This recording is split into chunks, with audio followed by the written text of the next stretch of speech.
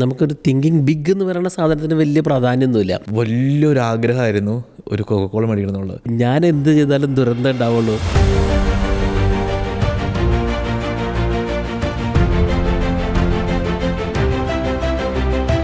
Thinking big for me is thinking about time.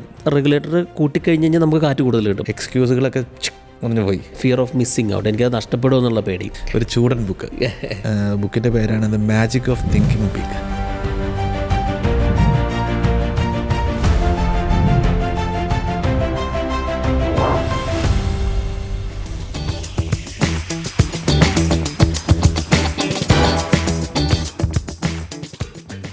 Shyam, yes, തണുപ്പൊക്കെ മാറി ചൂടൊക്കെ ആയി. ഓസ്ട്രേലിയ ചൂടായിക്കൊണ്ടിരിക്കുകയാണ്. ഓസ്ട്രേലിയ ചുട്ടുപുറത്ത് പഴുക്കാൻ പോവാണ്. അപ്പോൾ ചൂടായിട്ടുള്ള ഒരു ടോപ്പിക് തന്നെ നമുക്ക് ഡിസ്കസ് ചെയ്യാം അല്ലേ. ഒരു ചൂടൻ ബുക്ക്. ബുക്കിൻ്റെ പേരാണ് the magic of thinking big. നമ്മൾ ഒത്തിരി ഡിസ്കസ് ചെയ്തിട്ടുള്ള ഡേവിഡ് ഷോർട്സിൻ്റെ ഒരു ഫേമസ് ബുക്കാണ്. എനിക്ക് തോന്നുന്നു തിങ്കിങ് ബിഗ് ആണ് എല്ലാത്തിൻ്റെയും ഒരിത്. ഞാൻ തിങ്ക് ബിഗ് എന്നുള്ള ആ ഒരു കൺസെപ്റ്റിലേക്ക് വന്നിട്ട് ഒത്തിരി കാലമൊന്നും ആയിട്ടില്ല.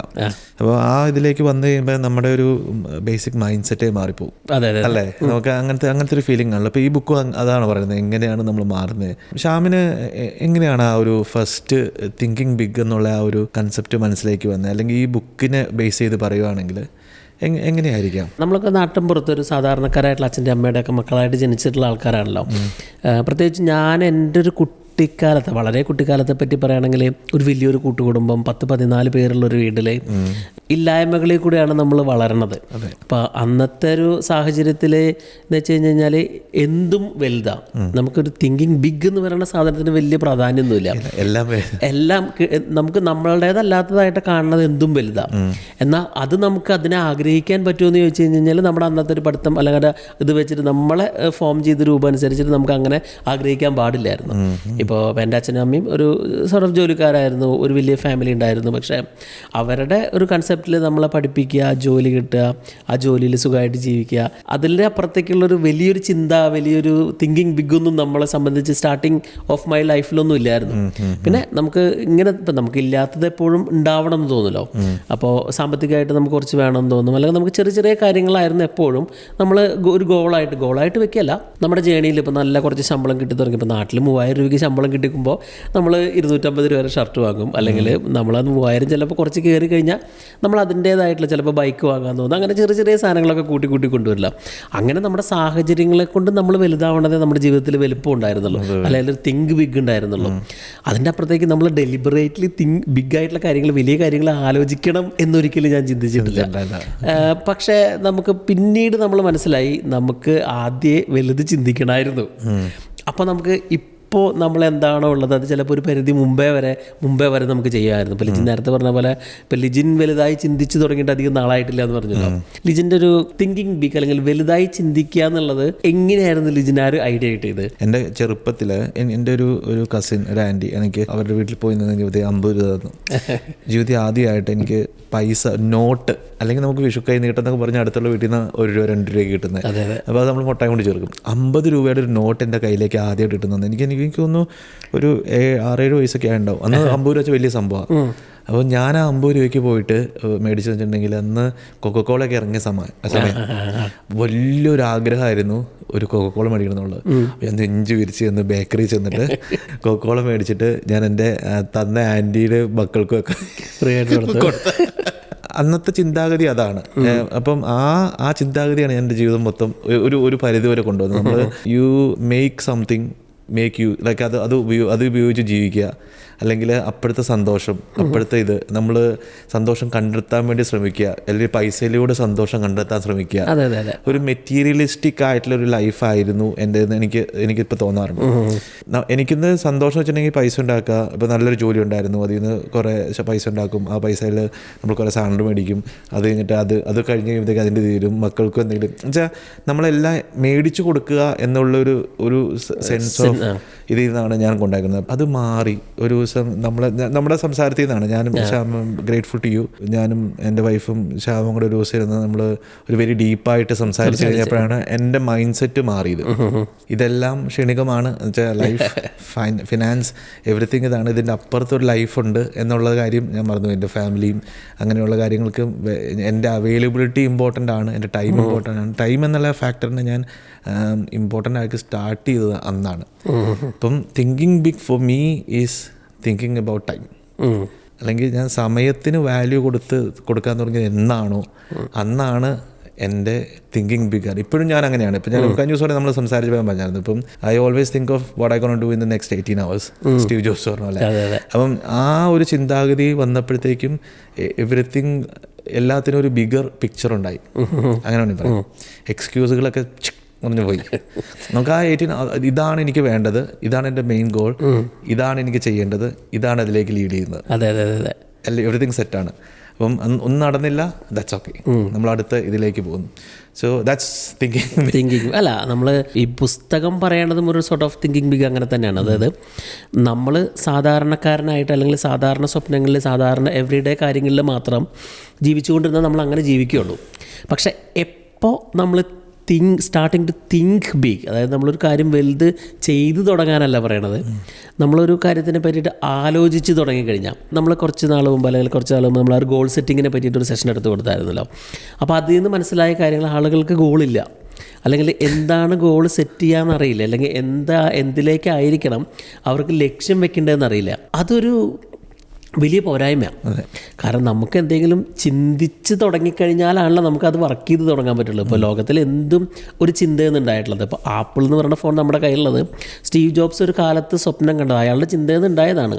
അയാൾ കൺവിക്റ്റഡ്, അത് എന്തായാലും നടത്താൻ പറ്റും എന്നുള്ള കാര്യത്തിൽ അയാൾക്ക് ഉറപ്പുണ്ടായിരുന്നു. അപ്പോൾ അതുപോലെ തന്നെ ഹെൻറി ഫോർഡ്, ഇപ്പോൾ 4 കാലുള്ള കുതിരേമ ഓടണതിന് പകരം ഒരു മെഷീൻ വെച്ചിട്ട് ഒരു സംഭവം ഉണ്ടാക്കാൻ പറ്റുമെന്ന് അയാൾ ചിന്തിച്ചായിരുന്നു. മനുഷ്യൻ മാറിക്കൊണ്ടിരിക്കുന്നത് ആ ഒരു സ്വപ്നങ്ങൾ ഉണ്ടാവുമ്പോഴാണ്, അല്ലെങ്കിൽ നമ്മൾ വലിയ കാര്യങ്ങൾ ചിന്തിച്ച് തുടങ്ങുമ്പോഴാണ്.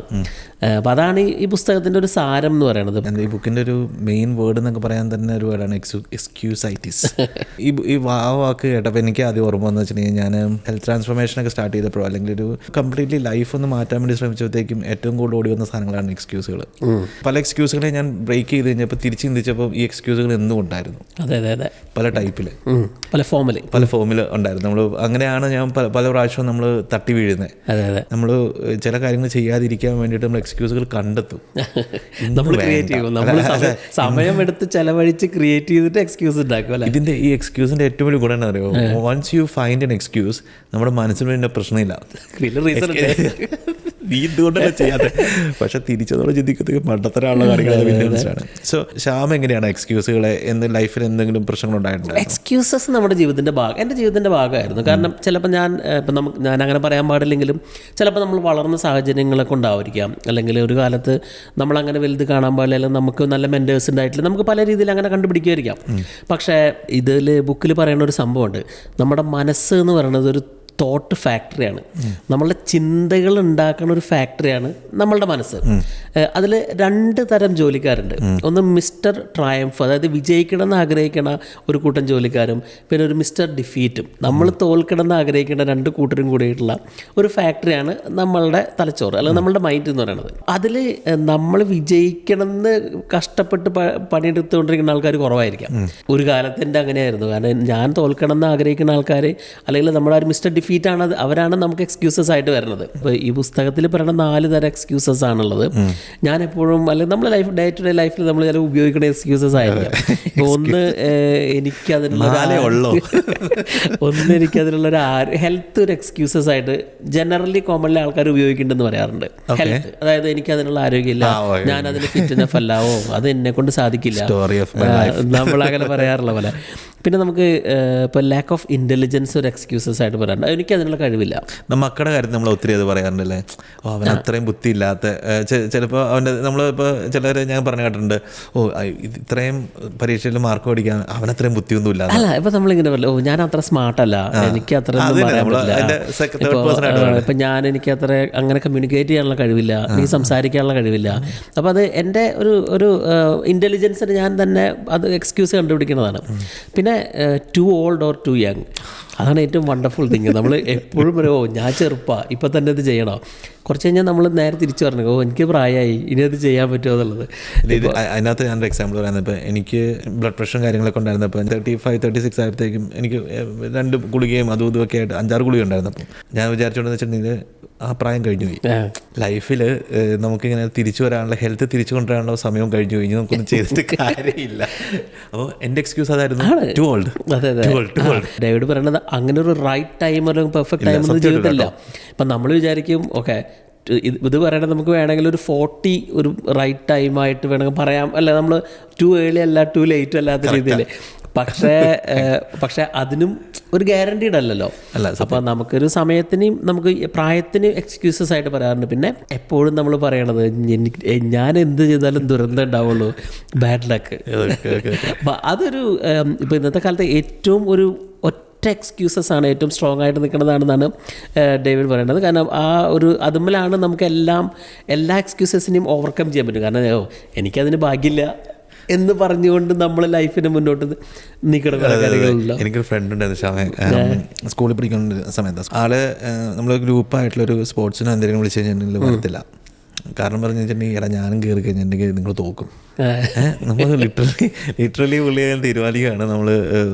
പുള്ളിക്ക് വെച്ചാൽ കളിക്കാറിയാൻ മേലാത്തതുകൊണ്ടല്ല, പുള്ളിക്ക് പേടിയാണ്. അപ്പോൾ നമ്മളൊരു കോമ്പറ്റീഷനിലേക്ക് എത്തുമ്പോഴത്തേക്കും പുള്ളി നൈസായിട്ട് ഒഴിവാകും. പുള്ളി പറഞ്ഞാൽ നമ്മളോടുള്ള കൺസേൺ കൊണ്ട്, പക്ഷേ പുള്ളിയുടെ ലൈഫിലെല്ലാം അങ്ങനെയാന്ന് പറയണേ. അപ്പോൾ അത് ശരിക്കും അതൊരു എക്സ്ക്യൂസാണ്. ഞാനിപ്പോൾ ചില കാര്യങ്ങൾ ഓർമ്മ വരുവാണ് അങ്ങനെ. പക്ഷേ എനിക്കിതിൽ ഈ ബുക്കിൽ എനിക്കൊരു ഏറ്റവും ഇഷ്ടമുള്ളൊരു സംഭവം എന്ന് വെച്ചാൽ ഇപ്പോൾ നമ്മളെ എക്സ്ക്യൂസസ് ഉണ്ടെങ്കിലും നമ്മളെ എക്സ്ക്യൂസസിനെ നമ്മൾ പറയണ രീതി മാറ്റിയാൽ മതി, അല്ലെങ്കിൽ നമ്മൾ ചിന്തിക്കുന്ന രീതിയൊക്കെ. ഞാൻ എൻ്റെ പ്രായത്തിനെ പറ്റിയിട്ട് പറയണമെങ്കിൽ ഇനി എനിക്ക് എത്ര നാളുണ്ട്, അപ്പോൾ എനിക്ക് ഇന്ന് ചെയ്തുകൂടെ എന്ന് ചോദിച്ചാൽ മതി. അല്ലെങ്കിൽ നമ്മൾ ഉപയോഗിക്കുന്ന വാക്കുകൾ നമ്മളതിനെ ഡയറക്റ്റ് ചെയ്യുമെന്ന് പറഞ്ഞിട്ടില്ലേ. ഇപ്പം നമ്മൾ ചിന്തിക്കണതാണല്ലോ നമ്മൾ സംസാരിക്കണതാണല്ലോ നമ്മൾ ചെയ്യണത്. ഇപ്പം നമ്മുടെ ഒരു NLPയിലല്ല നമ്മളതല്ല ചെയ്യണത്. ഇപ്പം നമ്മൾ ആ ഒരു ചിന്തേനെ ഒന്ന് ചേഞ്ച് ചെയ്താൽ മതി. ഇപ്പോൾ ഞാൻ ഒരു ബാഡ് ലക്ക് അട്രാക്ട് ചെയ്യുന്ന ആളാണെന്ന് പറയുകയാണെങ്കിൽ ഓക്കെ എനിക്ക് ഇത്രയും നാളും ഇങ്ങനെയായിരുന്നു, പക്ഷെ എനിക്ക് ഇങ്ങനെയല്ല ഇനി വേണ്ടത്, എനിക്ക് മാറണം. നമ്മളങ്ങനെ നമ്മുടെ ഒരു ബിലീഫിനെ മാറ്റി എന്നൊക്കെ പറഞ്ഞ. ഇതിൻ്റെ മെയിൻ ഒരു കൺസെപ്റ്റ് ഇങ്ങനെയും കൂടി ഉണ്ടല്ലോ, വിശ്വാസമാണ് നമ്മുടെ ഒരു തെർമോ റെഗുലേറ്റർ എന്ന് പറയുന്നത്. നമ്മൾ ഫാനിൻ്റെ ഒക്കെ റെഗുലേറ്റർ പോലെ പറയില്ലേ, റെഗുലേറ്റർ കൂട്ടിക്കഴിഞ്ഞ് കഴിഞ്ഞാൽ നമുക്ക് കാറ്റ് കൂടുതൽ കിട്ടും. ഇപ്പോൾ ലൈറ്റ് ബ്രൈറ്റർ ആക്കി കഴിഞ്ഞാൽ നമുക്ക് വെളിച്ചം കൂടുതൽ കിട്ടും. നമ്മുടെ വിശ്വാസം അതിപ്പോൾ നമുക്ക് നമ്മളോടുള്ളൊരു വിശ്വാസം ഉണ്ടല്ലോ, അതിനെ കുറച്ചിട്ട് കഴിഞ്ഞാൽ നമുക്ക് കിട്ടില്ല, കൂട്ടിയിട്ട് കഴിഞ്ഞാൽ നമുക്ക് നമ്മുടെ ലൈഫിൻ്റെ ഒരു തെർമോ റെഗുലേറ്റർ ആണെന്നാണ് എനിക്ക് ഒരു അനലോഗി ഭയങ്കര ഇഷ്ടമായിരുന്നു. എനിക്കൊന്നും ഈ എക്സ്ക്യൂസുകളും ഈ കാര്യങ്ങളൊക്കെ നമ്മൾ പറയുമ്പോഴും ഈ എക്സ്ക്യൂസ് പറയാനുള്ളൊരു കാരണം ഉണ്ടാവും. ഞാൻ പണ്ട് കൂടി പോവാൻ എനിക്ക് മടിയുണ്ടാകുന്നതിന് മെയിൻ കാരണം ഹോംവർക്ക് ഉണ്ടെന്നുള്ളായിരുന്നു. ഹോംവർക്ക് ചെയ്തില്ല എന്നുള്ളതായിരിക്കും. ഹോംവർക്ക് ചെയ്യാത്തതിൻ്റെ കാരണം ഹോംവർക്ക് ചെയ്തില്ലെങ്കിലും പ്രശ്നം വെച്ചിട്ടുണ്ടെങ്കിൽ അടി കിട്ടുമെന്നുള്ളതാണ് ടീച്ചറുടെ. അപ്പോൾ ദർ ഇസ് എ ഫിയറിൻ്റെ ഒരു കാര്യം പറഞ്ഞപ്പോഴാണ് എൻ്റെ മോൻ അവന് പാറ്റ പേടിയാണ്.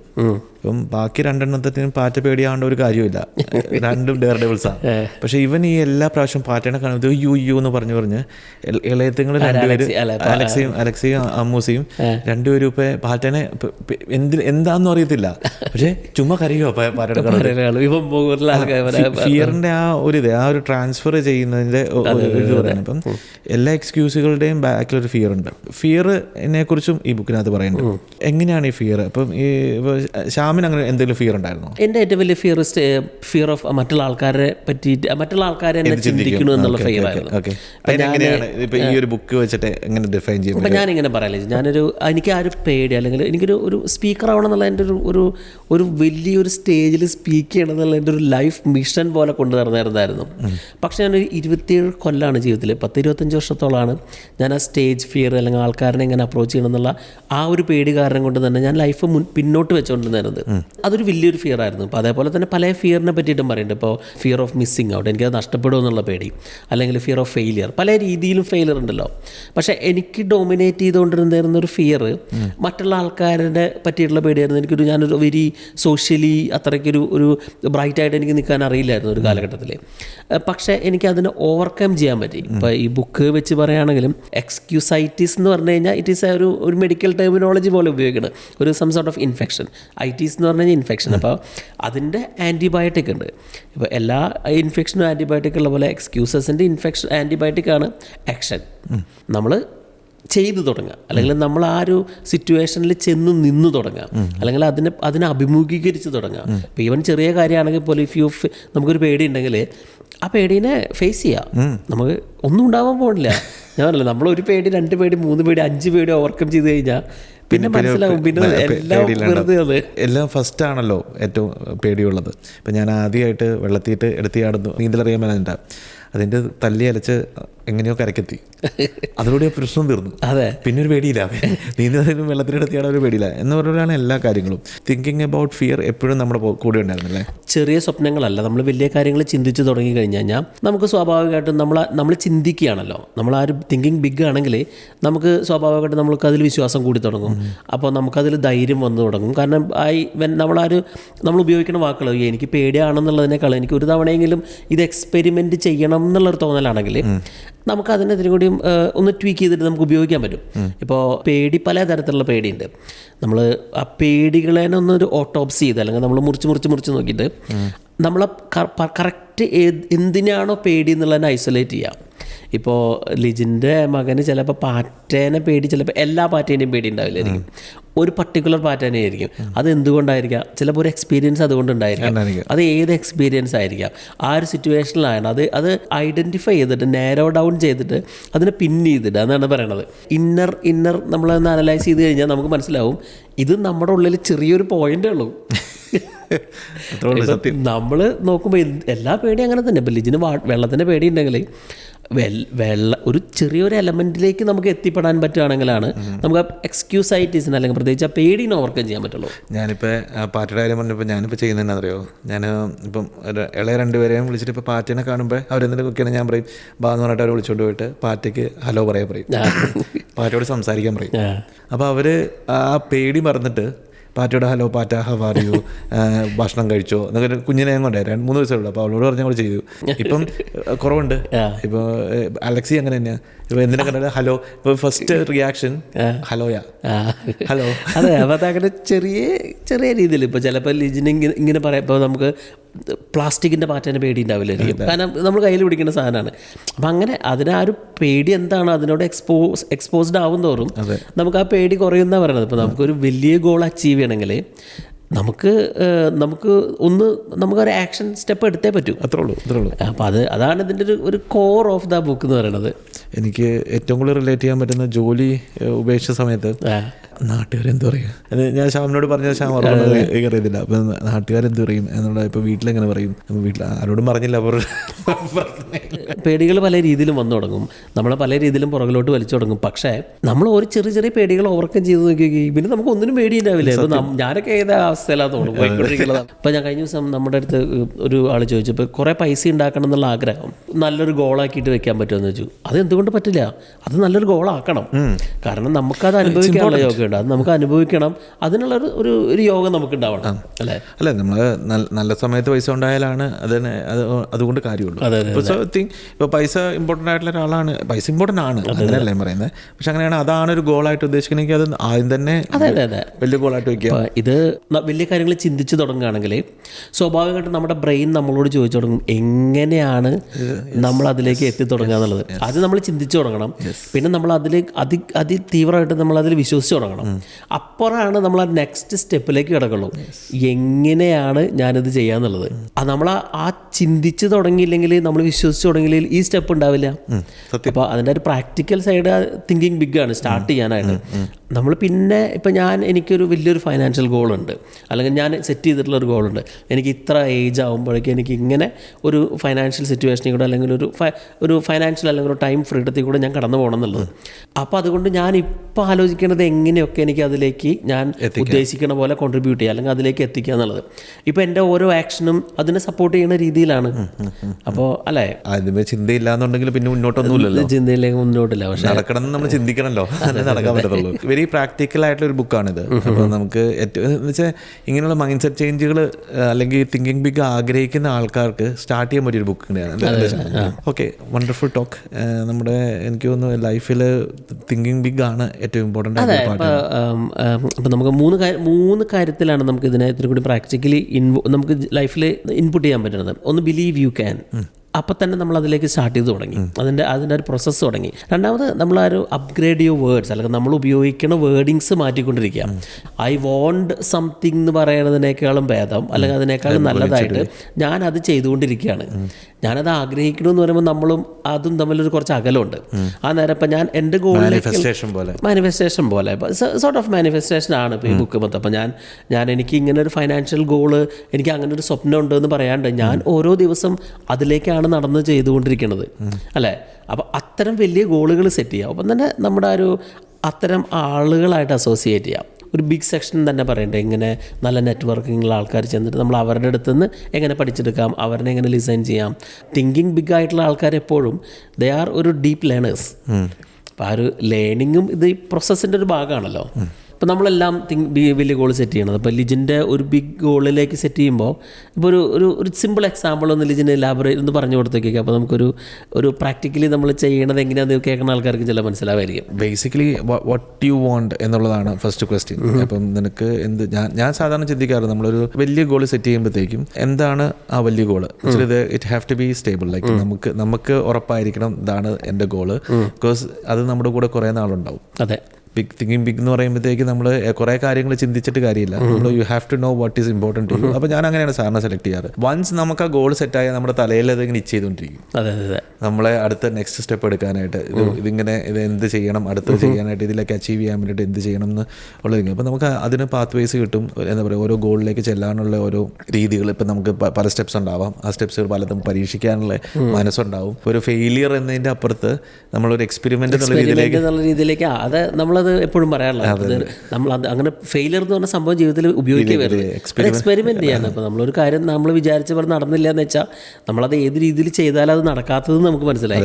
ഇപ്പോൾ നമ്മളൊരു ബിസിനസ് ആണെങ്കിൽ നമ്മൾ അതിൻ്റെ ഒരു പാത്ത് വരെ MTP അല്ലെങ്കിൽ നമ്മൾ അതിനൊരു പ്രൊഡക്റ്റ് ടെസ്റ്റ് ചെയ്യുകയാണെങ്കിൽ അത് ഫെയിലിയർ ആവല്ല, നമ്മൾ എന്താണ് വർക്ക് ചെയ്യാത്തത് എന്ന് തിരിച്ചറിയാണ്. അങ്ങനത്തെ എത്ര എണ്ണം വർക്ക് ചെയ്യാത്തതുണ്ടെന്ന് തിരിച്ചറിഞ്ഞാൽ നമുക്ക് വർക്ക് ചെയ്യണതിലേക്ക് തിരിച്ചെത്താൻ പറ്റുള്ളൂ. അതിലേക്ക് വേണ്ട സാധനമാണ്. നമുക്ക് ആദ്യം വലിയൊരു കാര്യം ചിന്തിക്കണം, പിന്നെ നമുക്കൊരു സ്ട്രോങ് ആയിട്ടുള്ളൊരു ബിലീഫ് ഉണ്ടാവണം. ഉറപ്പായിട്ടും. ഇപ്പം എൻ്റെ ഹെൽത്തിൻ്റെ പറയണം, ഇപ്പം എനിക്കൊരു വലിയ ഗോളുണ്ട്, be young when you get old എന്നുള്ളൊരു ഇതുണ്ട്. അപ്പം ഞാനിപ്പോൾ ഓടുന്നത് അതിന് വേണ്ടിയിട്ടാണ്. പക്ഷേ എനിക്കിപ്പോൾ ഇല്ലാത്ത കാലിൽ എത്ര ഇഞ്ചുറി കാര്യങ്ങൾ ഇപ്പോൾ MRI ചെയ്തേ ഉള്ളൂ. I don't feel bad about it. Like വേദനയുണ്ട്, ബുദ്ധിമുട്ടുണ്ട്, കാര്യമുണ്ട്, പക്ഷേ എനിക്ക് അതിൻ്റെ പുറകിലൊരു ലക്ഷ്യമുണ്ട്. ഇനിയിപ്പോൾ ചിലപ്പോൾ എനിക്ക് ഓടാൻ പറ്റത്തില്ലായിരിക്കാം, കാലിൻ്റെ പ്രശ്നം കൊണ്ട് എനിക്ക് ഓടാൻ. I already have something in my mind. തലയിൽ ഇങ്ങനെ കത്തിക്കൊണ്ടിരിക്കുന്നത് അടുത്ത ഓട്ടം അല്ലാതെ വാട്ട് നെക്സ്റ്റ് എന്നുള്ളത് ഓൾറെഡി എൻ്റെ തലയിലുണ്ട്. ഒരു 2-3 പ്ലാനുകൾ എൻ്റെ തലയിൽ ഇപ്പോൾ ഓൾറെഡി ഉണ്ട്.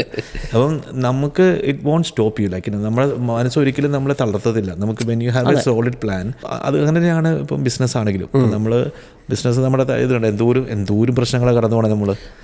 നമുക്കതറിയാം, അത് കടന്നു പോകണം, നമ്മളത് എക്സ്പെക്ട് ചെയ്യുന്നുണ്ട്. നാട്ടിലെ ബിസിനസ് ബേസിക്കലി നമുക്ക് ആ ഒരു റെഡ് ടേപ്പിലൂടെ കടന്നു പോകുമ്പോഴത്തേക്കും നമ്മൾ എന്തോരം അനുഭവിക്കുന്നത് കടന്നു പോകുന്നു. പക്ഷേ you have a goal inside you see that. ഒരു വിശ്വാസമുണ്ട്. അപ്പം നമുക്ക് വി ബിലീവ് ഇൻ ഇറ്റ്. ഇപ്പം നമ്മളിതിൽ പറഞ്ഞ പോലെ നമ്മുടെ ആ ഒരു belief triggers the power to find a way. നമുക്കൊരു അതിലേക്കുള്ള വഴി കണ്ടെത്തണമെങ്കിൽ നമ്മൾ അത്രയും അതിൽ വിശ്വസിച്ചുകൊണ്ടിരിക്കണേ പറ്റും. നമുക്കൊരു വലിയൊരു സംഭവത്തിലേക്ക് നമ്മുടെ ഒരു പ്രൊജക്റ്റ് സ്റ്റക്കായി. അപ്പോൾ നമുക്കൊരു പുതിയൊരു കമ്പനി സെക്രട്ടറിനെ വേണമായിരുന്നു, അല്ലെങ്കിൽ ഇത്തരം 1-2 ആൾക്കാരെ വേണമായിരുന്നു, ലീഗൽ അസിസ്റ്റൻസ് വേണമായിരുന്നു. നമുക്കതിൽ അത്രയും ഉറച്ച വിശ്വാസം ഉള്ളതുകൊണ്ട് നമുക്ക് ഈസിലി അടുത്ത ആൾക്കാരെ കിട്ടി. നമുക്ക് പ്രോസസ്സ് അങ്ങനെ നടന്നുകൊണ്ടിരിക്കണം, അല്ലേ? Finding the goal, setting it up and going forward. We need to believe in it. We need to believe in it. നമ്മളൊരു വെരി സ്ട്രോങ്ലി. എനിക്ക് ഏറ്റവും ഫണ്ണി ആയിട്ട് വന്നെങ്കിൽ പണ്ട് എൻ്റെ ഗോളുകൾ വെരി സ്മോൾ ആയിരുന്നു. പണ്ടത്തെ ഗോളൊക്കെ ഐഫോൺ മേടിക്കുക, അങ്ങനത്തെ നമ്മൾ മെറ്റീരിയലിസ്റ്റിക് ആയിട്ട് വെരി ഇതായിട്ടുള്ള രീതിയിലാണ്. വിച്ച് ഇസ് നോട്ട് ബാഡ്, അങ്ങനെ ബാഡാന്നുള്ള രീതിയിലാണ് പറയണേ. But there is A better place you can be. അതെ. പിന്നെ നമ്മൾ അങ്ങനത്തെ ചെറിയ ഗോൾ അച്ചീവ് ചെയ്തിട്ടാണല്ലോ നമ്മൾ പഠിക്കണത്. നമ്മളൊരു കാര്യം ചെയ്ത് നമുക്ക് പറ്റുമെങ്കിൽ നമുക്ക് തോന്നും ഓക്കെ അതെനിക്ക് പറ്റും. ഇപ്പോൾ ഇതിൽ പറയണത് നമ്മളെ കൊണ്ട് സ്ട്രെച്ച് ചെയ്യാവുന്ന തരം കാര്യങ്ങളിലേക്ക് കടക്കുക. അതായത് നമ്മളിപ്പോൾ ഇവിടെ ഇരുന്നിട്ട് നമുക്ക് നെക്സ്റ്റ് ലെവലിലേക്ക് നമുക്ക് മാറാൻ പറ്റണം. അല്ലെങ്കിൽ നമ്മൾ ഇപ്പോൾ ചെയ്തുകൊണ്ടിരിക്കുന്ന കാര്യത്തിൽ തന്നെ ചുറ്റി തിരിഞ്ഞുകൊണ്ടിരുന്ന് കഴിഞ്ഞാൽ അതല്ല വേണ്ടത്. നമുക്കൊരു next level think big, believe big, എന്നിട്ട് യു മേക്ക് ഇറ്റ് ഹാപ്പൻ. എനിക്ക് തോന്നുന്നത് വെരി ഇൻട്രസ്റ്റിംഗ് ആയിരിക്കും പലർക്കും.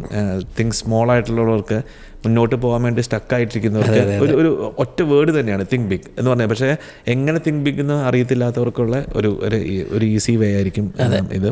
So let us know how you feel about the talk. ഇപ്പം നിങ്ങൾ വേറെ ഏതെങ്കിലും രീതിയിൽ ഇതിനെ യൂസ് ചെയ്യുന്നുണ്ടെങ്കിൽ, ഇപ്പോൾ തിങ്ക് ബിഗ് ചെയ്യുന്നുണ്ടെങ്കിൽ അതും കമൻറ്റ് ചെയ്യുക, അല്ലെങ്കിൽ പക്ഷേ it is a true magic to think big അല്ലേ. നമുക്ക് എപ്പോഴും വലിയൊരു ഗോൾ നമ്മളെ ഉറക്കം കളയുന്നുണ്ടെങ്കിൽ I think that's so good. Wonderful. അപ്പം ശ്യാം, താങ്ക് യു. ഇങ്ങനത്തെ നല്ലൊരു ബുക്ക് കൊണ്ടുവന്നതിൽ എല്ലാവർക്കും ഒത്തിരി ഇഷ്ടപ്പെടും എന്ന് ഞാൻ വിശ്വസിക്കുന്നു. ലെറ്റ് us know, മെസ്സേജ് ചെയ്യുക. വാട്സപ്പ് ഗ്രൂപ്പിൽ ഇല്ലാത്തവരാണെങ്കിൽ ലെറ്റ് us know, നമുക്ക് വാട്സപ്പ് ഗ്രൂപ്പിൽ ഇൻക്ലൂഡ് ചെയ്യാം, സംസാരിക്കാം, പേഴ്സണലി കോൺടാക്ട് ചെയ്യാം, എങ്ങനെയാണെങ്കിലും കുഴപ്പമില്ല. Thank you, by.